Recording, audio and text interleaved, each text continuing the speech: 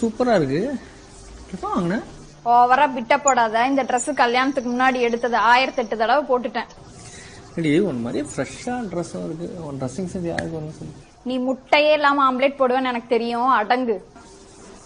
போயிட்டு சீக்கிரம் வந்துரு சரியா? அடிக்காதடா. திரும்பி வரும்போது சிகரெட் பாட்டில்னு என் கண்ணுல ஏதாவது மாட்டுச்சு தொலைச்சிருவேன். அதெல்லாம் விட்டுட்டேன். நீ பாத்திரம் தேய்க்க வர பொண்ணுக்கெல்லாம் சம்பளம் தந்தாச்சு. உன் தாராள மனச அவகிட்ட காட்டாத. என்ன பக்கத்து வீட்டு ஆண்டிட்ட போய் பேப்பர் வந்துருச்சான்னு கேட்காத. அவங்க பேப்பரே வாங்குறது இல்ல. சரி, அவகிட்ட இப்படி என்னதான் இருக்கும்.